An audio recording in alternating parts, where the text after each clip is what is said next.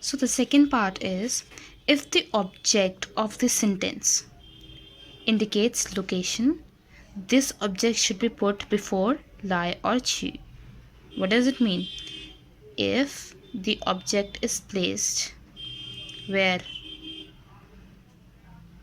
then the directional complement will come before lie or chu. Means if a place is mentioned there in the sentence, then where it will be placed? It will be placed just before lie and or chu, right? So now earlier we were doing in the above sentences we were doing verb plus lie or chu. This is how we were doing it. Now if the place will come, so before lie and chu will add the place in between. Let us see the first example. Piru 骑着. What is 骑着 means bus. 开 骑着开 means to start. And what does it indicates? That the bus is already moving, it is not at rest, right? 开 means moving. The bus was moving, it was in a motion, it was not at rest. So 骑着开 chin. Now you see we have done this word, the verb is chin and the directional complement lie, right? What does it mean? Let's just skip this ratio for a second. Chin plus lie. Chin means to enter, lie means to come. So what will it be? It will be come in. Come in. And la means past. Now here we have our place. What is the place here? Shui xiao. Shui xiao means school. Now you translate you translate each and every word on your own. Bus, entered, school, but it will be come in, matlab entered in school. So what is the meaning? What do you think? Bus entered inside the school, right? Bus entered inside the school. How do we say bus entered inside the school? Bus 骑着开 entered. No, it was already moving. 进学校来了. Chin means in school. 来了. So 进来 will be came in. Okay? And here we have our place. We have our location school. That is why we have used school before lie. School, location, before lie. Let us see the second sentence. 我想 I want to what? Pa. Pa means to climb, right? To climb a mountain means pa. Pa shang. You see shang. After shang, what do we have? Our location. What is the location? Changcheng. Changcheng means our Great Wall of China. So shang. Now let's just skip this place for a while. Shang chu khan khan. We have done this shang chu. What is chu? To go. Shang means up. So shang chu will be to go up, right? So 我想爬. I want to climb. Shang means up. Upar. To go up. Where? To go up the Great Wall of China. Khan means to look, to have a view of it, to go and look over there. So what will be its translation? I want to climb the Great Wall of China to have a look over there. Alright, I want to climb the Great Wall of China to have a look over there. And how do we write the sentence in Chinese? I want to climb 我想爬上长城去看看. Shang Chu के बीच में will add the place. After the verb and before the directional complement will add the place, that is Changcheng. So I hope it makes these verbs and the directional complements, its meaning makes the sentence more clear to you. Alright, let us see the third part. Now let us look at the third part. If the object indicates a thing, not a location. Now we are talking about a thing and not a location. In the above sentences, we were doing about the location or a place. Now here, if the object indicates a thing, not a location, it can be put either before or after lie or chu. So in the location thing, we were placing it just before lie or chu. But when we have a thing and not a place in a sentence, we can either put it before lie or chi or after lie or chi. So your thing, I'm writing T for thing. It can either be put verb thing and lie or chi, or verb plus lie or chi plus your thing. Let us see. 他从书架上 he from 书架 is your bookshelf. Shang means up, above. So he from the bookshelf. Na means took, take or took.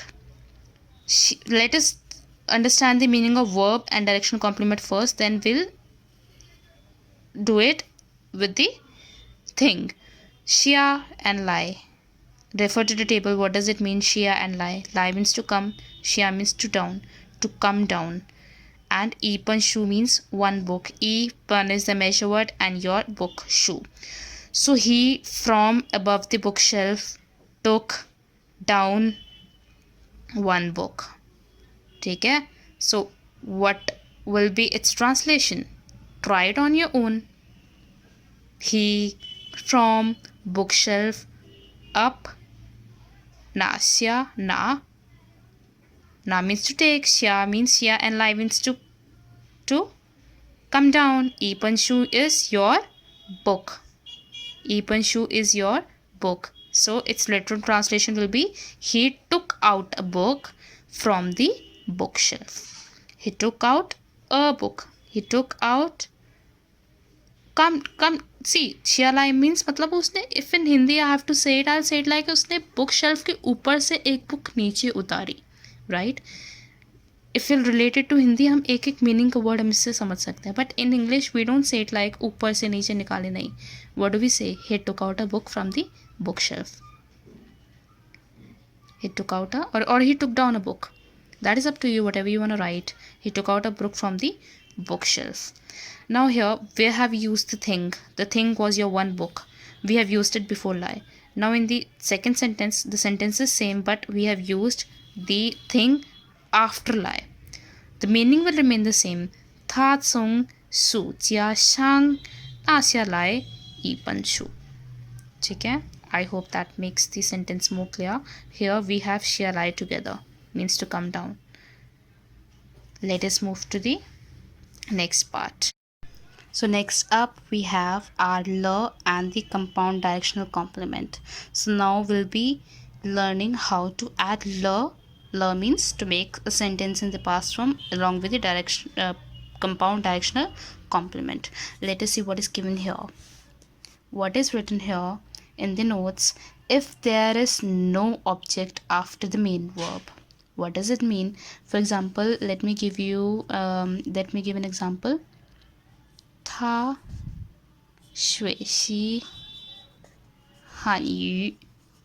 Now our verb is 学习, but if we don't have any object like Chinese in the sentence, if there is no object after the main verb, the spectual particle la can be put directly after it. What does it mean?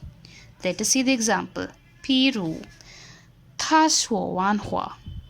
Ta, he. Sure means to talk. One means complete, right? It is a resultative complement that you have already done in the previous chapter. Tha shuo wan hua. See, we also say it like tha shuo hua. He was talking, but one means he is done talking. Okay, we have done these words in the previous chapters. Tha shuo wan hua. After he was done talking. Tha shuo wan hua. Chan le qi lai. Okay, now here we have our verb stood. He stood up, no?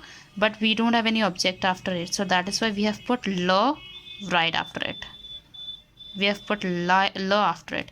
Qi lai. Qi lai, refer to the table. Qi lai means to. Chan qi lai. Chan means to get up. Right? Qi lai. Come. And chi, if you remember, I have told you its meaning is rise up, khade ho jana, to rise above, rise up. Okay, so what does it mean? Try it. When he was done talking, he stood up after finishing talking. Okay, tha shuo wan hua, chan le qi lai. He stood on what? There's no object over here, no? There's no object after the verb. Where did he stood up?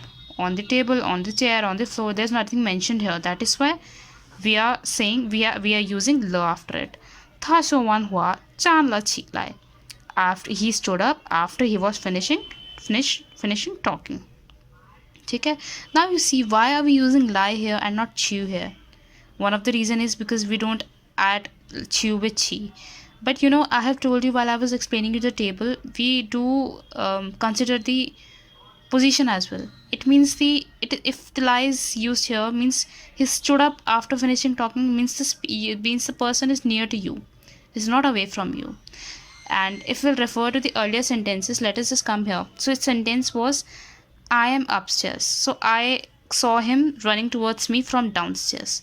So you see, you saw him coming towards you. That is why you have used lie here. He was coming towards you. He was not moving away from you. He was coming towards you. He was coming upstairs.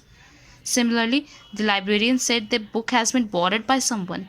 So borrowed by someone, it means he took away the book. That is why we have used chew here, because the position is away from the speaker. Similarly, 汽车开进学校来了 means the bus has entered the school. So where are you standing? You are standing obviously inside the school. That is why you was using the word lie. Otherwise, you would have used chew here. It means the bus has left the school. Okay? You're standing inside. That is why you're saying bus has entered the school. The position is towards you. Inside and towards you. Similarly, I want to climb the Great Wall of China and have a look over there. You want to go over there. So you'll be moving away. So that is why you have used chew here. Similarly, coming back to the point. Now using le, how do we use it? Let us see the second example. 他在外边站了 Very easy to understand. He at 外边 means outside. 站了 means he was standing. He was standing outside 一会儿 一会儿 means for a while. He was standing or he was waiting outside. He was standing outside for a while. 就走了进去 Then 走进去 What does 进去 means? 去 means to go. 进 means to enter. 走 means to go. 进 means to enter. To go in. 走进去 Now we don't have any object after it. He walked where? Nothing is mentioned. No place, nothing. So that is why we have used lo here. So what does it mean? He was standing where? He was standing. He stood outside, or you can even say he waited outside for a while and then he walked inside. Zo means walked inside. He walked inside. Now you see chew is used here. We are not saying chin lie. We are using chin chew. Chin chew means refer to the table. Chin chew means he went inside. Chin chew means hota hai he go in no, but since it's sentences in the past form, that's why we are saying he went inside.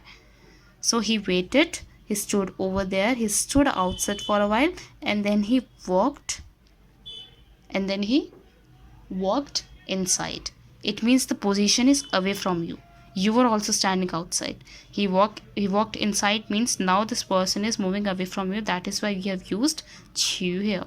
We just have two direction complements. We have lie and chew. If lie is coming, that means the position is towards you. If chew is coming, that means the position is away from you. So this is how we use the word le. Now let us see the next part. Le can also be put after the compound directional complement. First, what were we doing? We were placing le before the directional complement. Now what we are saying, it can also be placed before the directional complement. 他走进去了 Earlier what did we do? 他走了进去 Now 他走进去了 Meaning will remain the same. He walked inside. ठीक है 他说完话 Again the same sentence. Now we are using le at the end. 他说完话站起来了 meaning will remain the same. He stood up after finishing talking. But here we are using la after the directional complements. But the meaning will remain the same. The doesn't matter if you're placing la before or after the directional complements. Let us see the last part. What is written here? If there is an object after the verb. Earlier what we were doing, the condition was if there is no object after the main verb. But here, if there is an object after the main verb, la is usually put at the end of the sentence. Earlier when there was no object, we could have put la before or after the directional complement. But here what they are saying, if there is an object after the verb, la is usually put at the end of the sentence. But la can also be put between the complement and the object in some cases. Usually you put la at the end when there is an object. Now we'll see what kind of object is mentioned here. And but la can also be put between the complement and the object. In this case, la may be omitted. Let us see what is written here. Then we'll be able to understand what is written here. Let us see the example first. 比如姐姐买回水果来了。水果, what are 水果? 水果 means your fruits. 姐姐 means your elder sister, right? 姐姐买回 means to buy.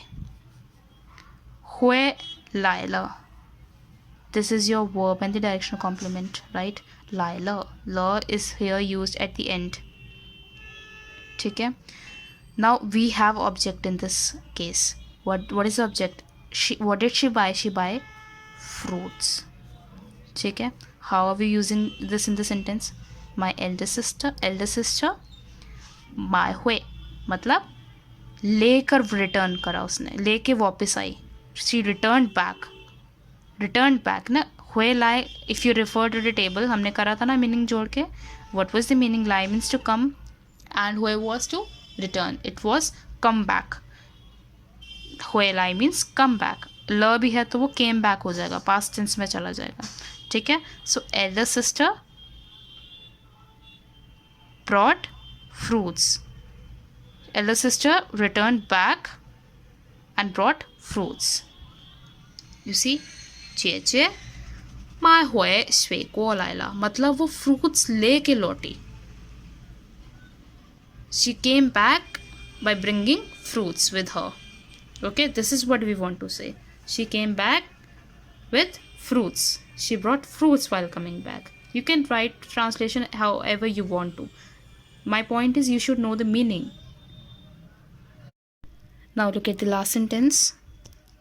So first, in the first part we have done when there was an object and we put la at the end.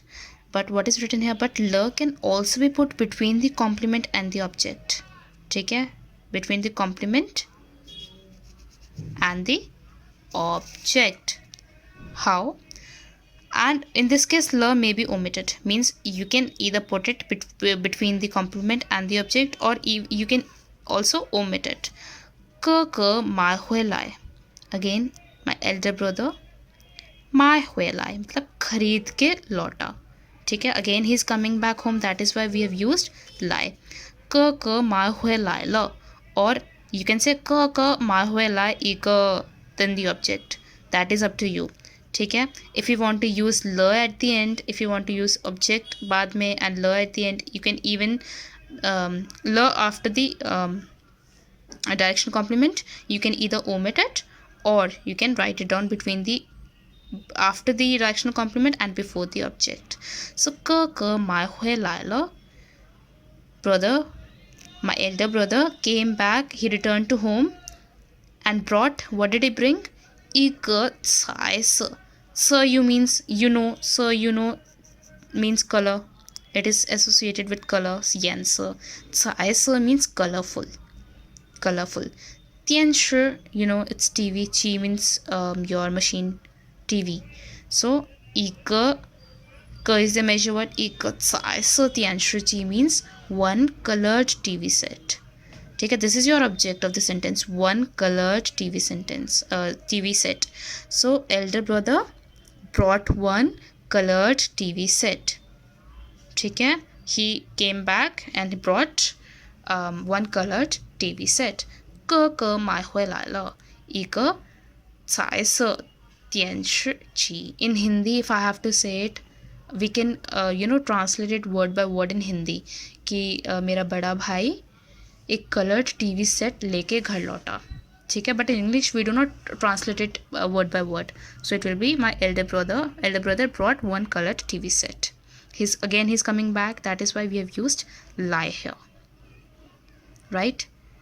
In the above sentence, the object was used right after the verb. But here we are using it at the end. So this is how we'll say the words. These are the rules that we have to follow, that we need to understand while making these sentences. So I hope the grammar of this chapter is clear to you. If you still have any doubts, feel free to please leave a comment down below, and I'll be considering it and I'll be making a video soon. Thank you.